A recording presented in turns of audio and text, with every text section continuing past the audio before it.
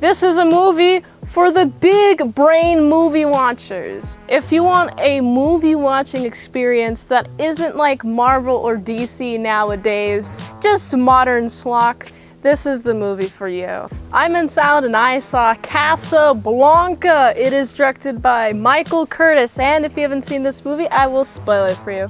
Ah yes, my favorite, harsh light coming directly into my eyeballs right as I start recording. Well, this is the lighting now. The movie starts and it's, first of all, incredibly fast-paced, incredibly dense. I have to stare at the movie screen to even comprehend what's happening. I had subtitles on. If I didn't have subtitles on, I wouldn't know what they're talking about just because of how eloquent they speak, how much information is packed in each line. Oh man, this movie is definitely hyped for a reason. My previous exposure to this film is I wanted to go see it when it was available in my theater.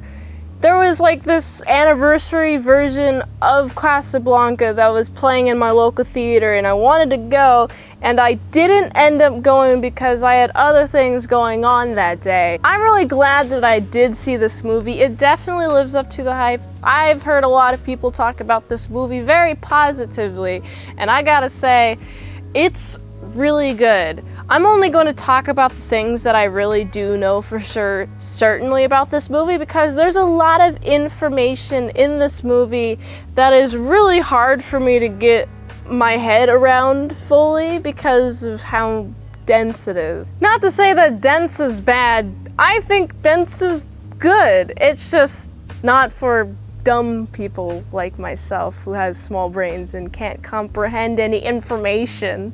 This is a movie for the big brain movie watchers. If you want a movie watching experience that isn't like Marvel or DC nowadays, just modern schlock, this is the movie for you. This movie was made and also takes place during World War II when the Nazis existed. Yes, the actual Nazis existed, and this is dealing with a saloon, as the main character Rick calls it.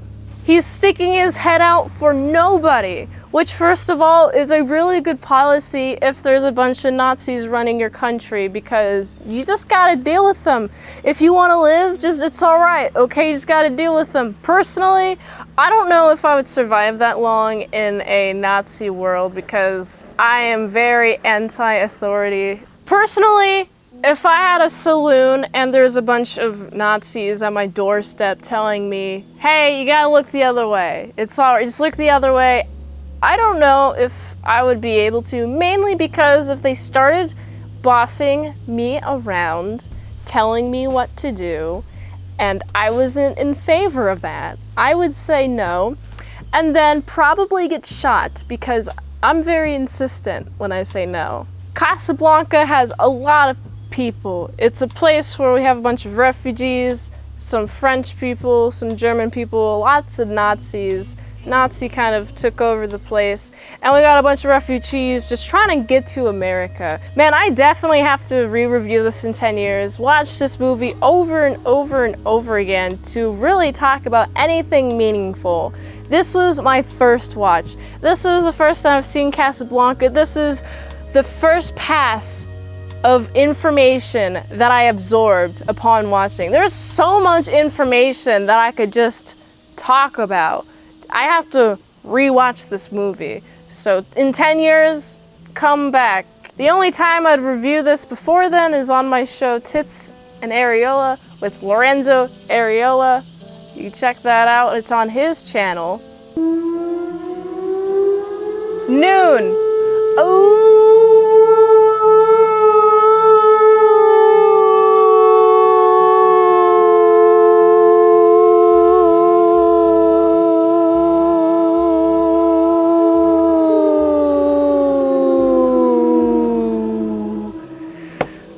That was fun. You know, that happens every day at noon here. And now all the dogs in the neighborhood are barking. I don't know if This microphone is picking it up. Well, anyway, to continue about what I remember from this movie upon my first watch of watching this movie, Rick notably does not stick out his neck for anyone. There is this one chick though, this one chick. They met in Paris, and this chick is like, hey, I got a guy.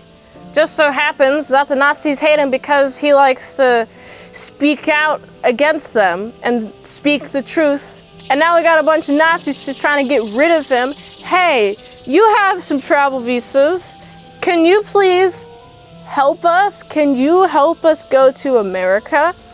And then this movie is about Rick's character, and Rick's character not being the type of person to stick his neck out for anybody. And then when a person who he previously loved comes into his life, he does anything to protect her and to have her have a good life, because Rick's life is essentially stuck here in Casablanca. He's accepted it. He's going to die in Casablanca. He's all right with it. And he has to make sure the Nazis don't get to the guy they're trying to get. You know, that's no good. You gotta have some sort of revolution. You gotta have some sort of hope. You can't let the Nazis win, because that's bad. No good. Don't let them win. I do like how in the end, we got a guy, a German official guy, who was previously on the Nazi side. Yeah, he didn't really like the major guy who is in charge. Man, I forget his name. But in 10 years, there'll be a much more in-depth review on this movie. But for now, this guy that they both hate, Rick and another guy, German guy, they had a bet. And what's interesting, bam, they go, shoot. Oh, you owe me that money. That's all right. We just gotta run away now. And that's how the movie ends. They shoot the guy they didn't like, which is nice. I really like the character progression that Rick goes under, which is nice. It definitely is very hopeful that anyone can change their character, really. Like, I appreciate that. This movie, I've not said enough. I have not done this movie justice. I want to do it justice. I'm not able to do it justice right now because I don't feel like I've talked about enough. Because I don't feel like I've talked about enough movies, you know? So there's a spider there. I gotta go quick. I'm really afraid of bugs. You know, hopefully in 10 years, I'll be in an area where there aren't a ton of bugs and I don't have to get distracted by how many bugs there are outside. So anyway, this movie is such a solid film. It lives up to the hype. It is so well made. The value work is so amazing. The camera work is so amazing. The blocking, the set pieces, the acting. Oh my goodness, it's so good. Everyone is attempting to do everything. It seemed like this movie's production style was like, well, we have a set. We got to use the set while we can because it will be gone. So let's use the set while we can. Oh, it looks like we can't use the set anymore. Let's film people leaving the set. And now they're away from the set, which I really like. Really incorporating the practical, what's happening outside, and using that limitation to expand the art piece. So I really like that. So I gotta give this movie like a solid 9 out of 10. If you like this review, watch another one. YouTube really likes it. You can also like, comment, subscribe, share this video with everyone you know. If you want to request a movie review, you fast track one for $20 Redinos, patreon.com/ASEPresents. And if you'd like to help support the daily grindiness of all these daily movie reviews, you can go to this link tree to find the way you can help support the daily grind of all these daily movie reviews. And if you don't got no money, don't worry about that. Just share this video around and the algorithm will boost it. If you share this video, like it, dislike it, everything to it video, do the things to the video. So do all those things, and until next time, I'll see you tomorrow. Big lips.